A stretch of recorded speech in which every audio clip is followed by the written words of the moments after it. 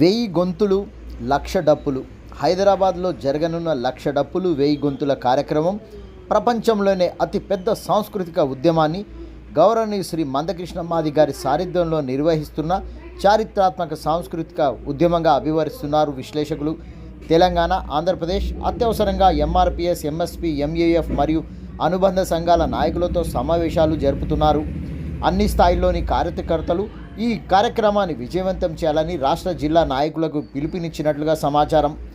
పేద సమస్యలను కుల మతాలకు అతీతంగా పోరాడడం మందకృష్ణ మాదిగ నైజమని బీసీ కుల సంఘాల నాయకత్వం డప్పులతో హాజరవుతున్నట్లుగా సమాచారం.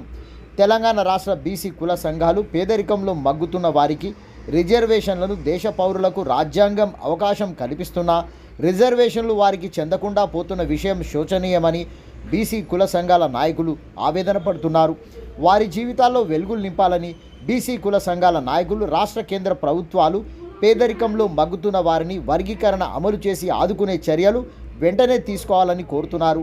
షెడ్యూల్డ్ కులాల్లో, బీసీ కులాల్లో పేద వర్గాలకు బీసీ కుల సంఘాల మద్దతు సంపూర్ణంగా ఉంటుందని స్పష్టం చేస్తూ ఎస్టీలు మరియు అదేవిధంగా అగ్రవర్ణాలలో పేదలు కూడా చాలామంది ఉన్నారని వారిని కూడా గుర్తించాలని, ఆ విధంగా వర్గీకరణ ద్వారానే పేద వర్గాల అభివృద్ధికి అవకాశం కలుగుతుందని తెలిపిన బీసీ కుల సంఘాల నాయకులు, తెలంగాణ రాష్ట్ర వంజరి కుల సంఘం నాయకులు, సౌత్ జోన్ అధ్యక్షులు వంజరి భూమయ్య, ప్రధాన కార్యదర్శి కాలేరు మహేందర్, మహిళా అధ్యక్షురాలు గాయరి వంజరి శోభ, తెలంగాణ రాష్ట్ర మునూర్కాపు కుల సంఘం ఉపాధ్యక్షులు ముత్యాల సత్యనారాయణ, తెలంగాణ రాష్ట్ర ఎరుకల సంఘం కార్యదర్శి రఘు, తెలంగాణ రాష్ట్ర పూసల కుల సంఘం సలహాదారులు నెరిగంటి వెంకటేష్, తెలంగాణ రాష్ట్ర గౌడ సంఘం కార్యదర్శి గౌని వేణుగౌడ్, తెలంగాణ గౌడ సంఘం మహిళా అధ్యక్షురాలు, ఉపాధ్యక్షురాలు అనితా గౌడ్ తదితరులు పాల్గొని వారి యొక్క ఆవేదన వ్యక్తం చేసినటువంటి సందర్భం ఈరోజు కనిపించింది.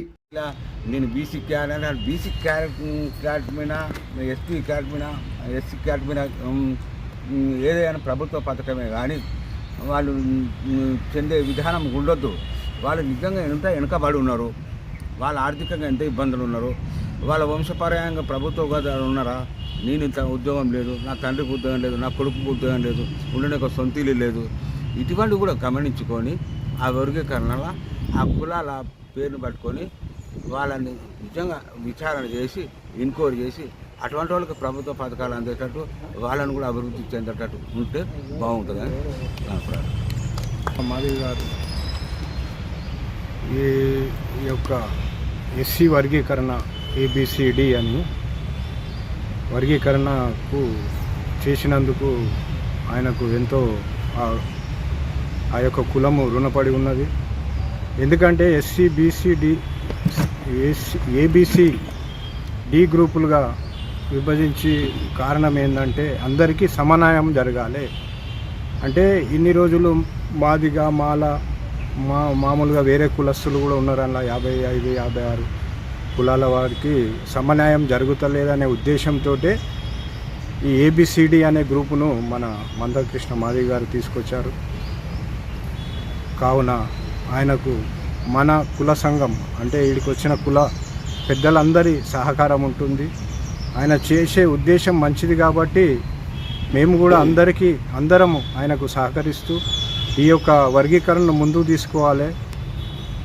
అందరికీ ఆ కులంలో ఉన్నటువంటి అందరికీ సమన్వయం జరగాలని కోరుకుంటూ మా కుల సంఘం తరఫున మేము ఆయనకు ఎప్పుడు దగ్గరగా ఉంటూ ఆయనకు ఎల్లివేళలా మద్దతు ఇస్తామని హామీ ఇస్తున్నాము. వంజరి సంఘం సౌత్ జోన్ ప్రధాన కార్యదర్శి కాలేరు మహేందర్ గారు.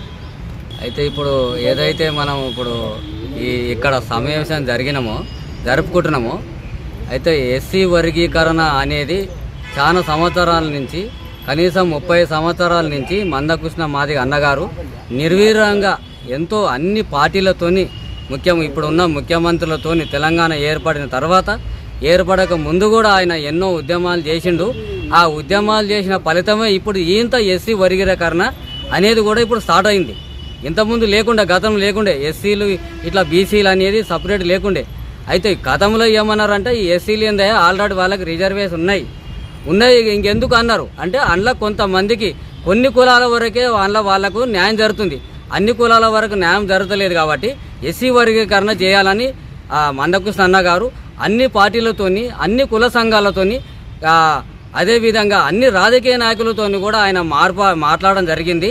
అదేవిధంగా మన ఎలక్షన్లప్పుడు ఎమ్మెల్యే ఎలక్షన్లప్పుడు, ఎంపీ ఎలక్షన్లు కూడా అడగడం జరిగింది. దానికి కూడా మన ప్రధానమంత్రి నరేంద్ర మోడీ గారు కూడా ఒప్పుకొని నీకు సమానంగా న్యాయం చేస్తాం, మీ కులానికి, మీ ఎస్సీ కులానికి న్యాయం చేస్తాం, ఈ వర్గీకరణ చేస్తామని కూడా ఆయన చెప్పిండు.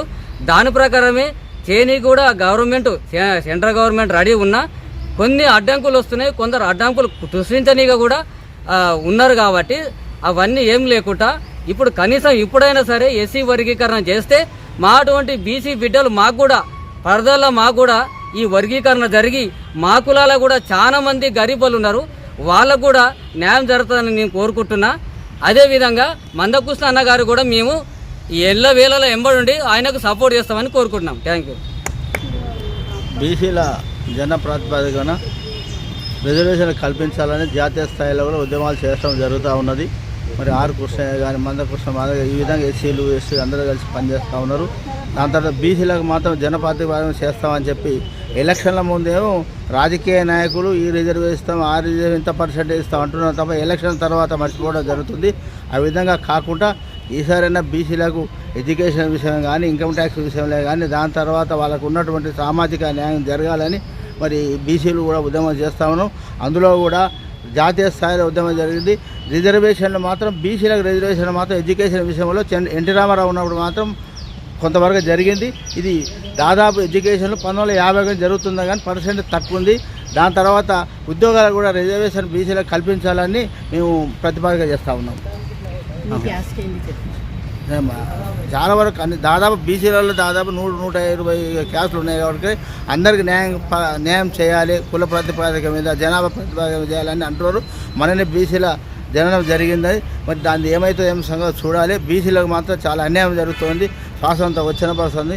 అన్ని రిజర్వేషన్లు పాటు బీసీలకు కూడా రాబో కాలంలో ఎడ్యుకేషన్లే కానీ ఉద్యోగాలు కల్పించాలని మేము కోరుతా ఉన్నాం. వచ్చిన పెద్దలందరికీ నమస్కారము. నేను వంజర్ సంఘం నుంచి మహిళా ప్రెసిడెంట్ని. మేము వంజరులము. మరి ఇంతకుముందు మేము అందరము ఎస్టీలోనే ఉండే. మాది చెన్నారెడ్డి పీరియడ్లో మాది ఎస్టీలో ఉండే. కానీ తర్వాత ఏమైందో ఏం చేసిందో మమ్మల్ని తీసేసి మళ్ళీ బీసీడీలోకి వేసేసారు.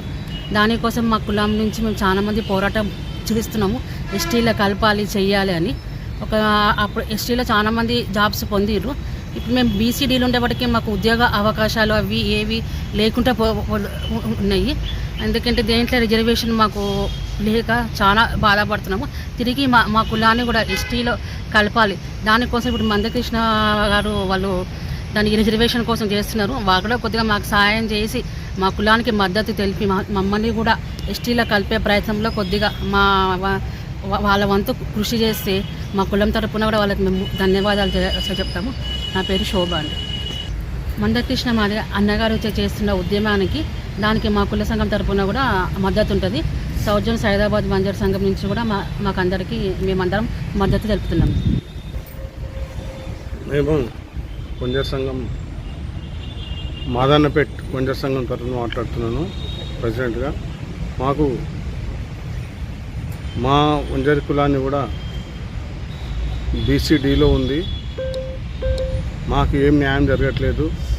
ఈ వర్గీకరణలో పాటు బీసీలో కూడా వర్గీకరణ చేసి ఎస్సీ ఎస్టీలకు వర్గీకరణ ఎలా చేస్తున్నారో మాది కూడా అలాగ వర్గీకరణ చేసి బీసీలకు కూడా వర్గీకరణ చేసి దానికి న్యాయమైన ఎవరికైతే అవసరం ఉంది వారికి న్యాయం జరగాలి అని కోరుకుంటున్నాం. అలాగే మా మద్దతు మందకృష్ణ మాదిగ గారు చేసే పోరాటానికి మేము మా వంజర్ సంఘం తరఫున మేము వెళ్ళేలా మద్దతు ఇస్తున్నాం. జై భీమ్. ఈరోజు ఏదైతే కుర్మాగూడ ఎస్సీ ఎస్టీ బీసీ అన్ని సంఘాలు మరి ఏదైతే మందకృష్ణ గారు చేపట్టిన 30 సంవత్సరాల సుదీర్ఘ పోరాటం ఎంతో గొప్ప అయిన అవకాశం. ఏదైతే మరి ఫిబ్రవరి 7 తారీఖు రోజు 1,00,000 డప్పులతోనే పెద్ద ఎత్తున ప్రభుత్వాలు ఏదైతే కేంద్ర ప్రభుత్వం కానీ రాష్ట్ర ప్రభుత్వం సుప్రీంకోర్టు ఇచ్చిన ఎస్సీ వర్గీకరణ ఎస్టీ వర్గీకరణకు రెండింటికి కూడా పూర్తి సంపూర్ణంగా అన్ని రాష్ట్రాలు అమలు చేయాలని చెప్పేసి మరి కేంద్ర ప్రభుత్వం చెప్పినప్పటికీ రాష్ట్రంలో ఉన్న మరి ప్రభుత్వ పాలకులు నిర్లక్ష్యం చేయడం వలన మరి మందకృష్ణ గారు చేపట్టిన లక్ష డప్పులకు పూర్తిగా తెలంగాణ ప్రదేశ్ ఎరకల సంఘం రాష్ట్ర వ్యాప్తంగా కూడా ఇప్పటికే మేము అందరం కూడా కార్యక్రమాలు మొదలుపెట్టాం. అన్ని జిల్లాలలో కూడా మండలాలలో ప్రెస్ మీట్లు పెడుతున్నాం. ఖచ్చితంగా ప్రభుత్వం ఎస్సీ వర్గీకరణతో పాటు జనాభా ప్రాతిపకంగా ఏ కులాలకు అట్టడుగున బాబాసాహెబ్ అంబేద్కర్ ఒకరే చెప్పారు, ఏదైతే అట్టడుగున తెగలకు సమన్వయం ఏదైతే రాజ్యాంగంలో కానీ పార్లమెంట్లో వాళ్ళకు చట్టసభల్లో అవకాశం ఇవ్వాలి. అప్పుడు ఆ చట్టసభలో అవకాశం ఇచ్చినప్పుడు ఆ జాతికి ఆత్మగౌరవంతో మరి సమాన వాటా దొరుకుతుందని చెప్పి బాబాసాహెబ్ అంబేద్కర్ చెప్పినట్టుగా మరి ఏదైతే మందకృష్ణ గారు మరి 30 సంవత్సరాల సుదీర్ఘ పోరాటం ఎస్టీ వర్గీకరణ కూడా నిజంగా చెప్పాలంటే మరి 2 తెగల ఆధిపత్యం పోరు ఎక్కువ ఉంది. ఒకటి లంబాడే, అటు ఏజెన్సీ ఆదివాసులు. మీతో ఉన్న అట్టడుగున 33 తెగలకు పూర్తిగా సమన్వయం దొరకట్లేదు. కాబట్టి మేము అడుగుతున్న కోరిక ఏంటంటే ఏ జనాభా ప్రాతిపకంగా ఏ తెగ అయితే ఆ జనాభా ప్రాతిపకంగా రాజకీయంగా, ఆర్థికంగా, సామాజికంగా, విద్యాపరంగా పూర్తిగా సమాన వాటా దక్కాల్సింది. మరి ప్రభుత్వ పాలకులు కేవలం డబ్బుతో వ్యవహారంతో మరి వాళ్ళకు ముడిపెడుతున్నారు. అది సరైనది కాదు. ఆ జాతి ఆత్మగౌరవం దొరకాలంటే మందకృష్ణ గారు చేపట్టిన ఏబిసిడి వర్గీకరణ నిజంగా చెప్పాలంటే ఎస్సీ ఎస్టీ కాదు, బీసీలో కూడా వర్గీకరణ జరగాల్సిందే. అట్టడుగున బీసీలోనే కులాలకు న్యాయం జరగాలి, రాజాధికారం దొరకాలి. విద్యాపరంగా మరి అదే రకంగా ఏదైతే గ్రూప్ 1 గ్రూప్ 2లో కూడా ఇప్పుడు నోటిఫికేషన్స్ కూడా రాష్ట్ర ప్రభుత్వం నిర్లక్ష్యం చేయకూడదు. ఏదైతే నోటిఫికేషన్ వేస్తున్నారో ఈ ఎస్సీ ఎస్టీ వర్గీకరణ తర్వాతనే అన్ని రకాలుగా మరి నోటిఫికేషన్ చేయాలని చెప్పేసి తెలంగాణ ప్రదేశ్ ఎరకల సంఘం ద్వారా మరి అన్నగారికి పూర్తిగా సంపూర్ణంగా మద్దతు చేస్తూ, ప్రభుత్వం చేయకపోతే ప్రభుత్వం తలలు వంచైనా తప్పకుండా ఇది వెంటనే మరి హెచ్చరనే ఇది రేవంత్ రెడ్డి గారికి తప్పకుండా ఈ యొక్క వర్గీకరణ వెంటనే అమలు చేసి ప్రజలకు సమన్వయం చేయాలి. ప్రజా పరిపాలన అని చెప్పుకుంటున్న ప్రభుత్వం మరి అన్ని ప్రజల సంక్షేమం అని చెప్పుకుంటున్న మరి కాంగ్రెస్ ప్రభుత్వానికి హెచ్చరిస్తున్నాం. తప్పకుండా ఇవన్నీ కూడా అమలు చేయాలి. అదేవిధంగా బీసీ కులగణన ఏదైతే పూర్తిగా అయిందో ఆ కులగణన ప్రకారంగా జనాభా ఎంత ఉందో వాటా అంత ఇవ్వాల్సిందిగా మేము పూర్తిగా మరి మందకృష్ణ అన్నకు పెద్ద ఎత్తున ర్యాలీగా కూడా జిల్లాల మండల వారీగా కూడా రేపు ఫిబ్రవరి 7 తారీఖు రోజు తెలంగాణ ప్రదేశ్ పెద్ద ఎత్తున రాష్ట్ర అధ్యక్షుడు మా కూతాడి కుమార్ గారు కూడా పిలుపు ఇవ్వడం జరిగింది. కాబట్టి పెద్ద ఎత్తున జన సమీకరణతో మరి అన్నగారికి సంపూర్ణంగా మద్దతు ఇస్తున్నాం. జై భీమ్. నమస్కారం, నా పేరు అనిత గౌడ్. నేను ఎస్సీ వర్గీకరణకు మద్దతుగా నేను చెప్తున్నాను. మందకృష్ణ మాదిగ కృష్ణన్న గారికి నా ఒక అభినందనలు తెలియజేస్తున్నాను. ఎస్సీ అనగానే అన్నీ ఉండవు. ఏమిటంటే ఇంతకుముందు ఏంటంటే ఎస్సీ అంటే అన్ని కేటగిరీలలో అందరికీ వాళ్ళకి అన్నీ ఉన్నాయని అనుకునే వాళ్ళు లేవు. ఏబిసిడి చేయడం వల్ల, వర్గీకరణ చేయడం వల్ల మంచిది. అన్న చేసిన పని చాలా బాగుంది. అట్లాగే మాకు బీసీలో కూడా చేయాలని నేను కోరుతున్నాను. అన్నకు నేను మద్దతుగా తెలియజేస్తున్నాను. మందకృష్ణ గత 30 సంవత్సరాలుగా జరుగుతున్నటువంటి మందకృష్ణ మాదిగ పోరాటం చివరి అంకానికి వచ్చిందని భావిస్తున్నటువంటి తరుణంలో కొందరు వ్యతిరేకించడం బాధాకరం. రాజ్యాంగము ఏర్పడ్డది బీద వర్గాలకు సమన్యాయం జరగాలనే ఉద్దేశంతోనే రాజ్యాంగం రచించబడ్డది. కానీ దురదృష్టం ఏంటంటే 78 సంవత్సరాల స్వాతంత్రానంతరం కూడా ఇప్పటికీ గ్రామాల నుండి పట్టణాల వరకు చాలా కులాలు న్యాయాన్ని తీసుకోలేకపోతున్నాయి, న్యాయం ప్రభుత్వాలు అందించలేకపోతున్నాయి. కారణాలు ఏవైనా సరే ప్రభుత్వాలది బాధ్యత, స్థానికంగా ప్రజాప్రతినిధులది బాధ్యత. ఎవరికైతే అవసరాలు ఉన్నాయో విద్య, ఉపాధి, వైద్యం అత్యవసరం. ఈ 3 కూడా ఇప్పటికీ గ్రామాలలో కానీ పట్టణాలలో కూడా అందుదడం లేదు. ఒక ఉదాహరణ తీసుకోవచ్చు. చదువుకోవాలన్నా కానీ కార్పొరేట్ స్కూల్స్ వచ్చినాయి, వైద్యం అందించుకోవాలన్నా కానీ కార్పొరేట్ ఆసుపత్రులు వచ్చినాయి. మరి విద్య రావాలన్నా కష్టమైంది, వైద్యం రావాలన్నా కష్టమైంది. అసలు ఉపాధి దేవుడెరుగు. ఉపాధి ప్రతి ఇంటికి ఇస్తామన్నారు తెలంగాణ రాష్ట్రం వస్తే, కానీ ఈరోజు వరకు ఉపాధి లేదు. ప్రైవేట్ సెక్టరు రిజర్వేషన్లు అమలు చేస్తలేడు. కారణం నా ఆస్తి, నా డబ్బు. ప్రైవేటు వ్యక్తి కూడా భారతదేశంలో పౌరుడు. భారతదేశంలో రాజ్యాంగం అమలవుతున్నప్పుడు ప్రైవేట్లో కూడా రిజర్వేషన్లు అమలు కావాలి. కారణం ఒకటే, ఆధిపత్యాలు ఎవరివైతున్నాయో ఆ కులాలు మాత్రమే రాజ్యాంగ ఫలాలు అందిపుచ్చుకుంటున్నాయి. బలం లేని వారు మాత్రం బలహీనులుగా మిగిలిపోతున్నారు. ఈ వర్గీకరణ ద్వారా అన్ని కులాలకు, బీసీలే కాదు, ఎస్సీలే కాదు, ఎస్టీలే కాదు, ఫార్వర్డ్ క్యాస్ట్లో ఉన్నటువంటి బీదలకు కూడా న్యాయం జరగాలని ఈ సమావేశం తీర్మానం చేస్తుంది. ఖచ్చితంగా బీద వర్గాలందరికీ కూడా వర్గీకరణ ద్వారా ఫలాలు అందాలని మేము కోరుకుంటున్నాం. మందకృష్ణ గారి మద్దతు మా సంపూర్ణ మద్దతు ఉంటుందని ఈ సమావేశం ద్వారా తెలుపుతున్నాం.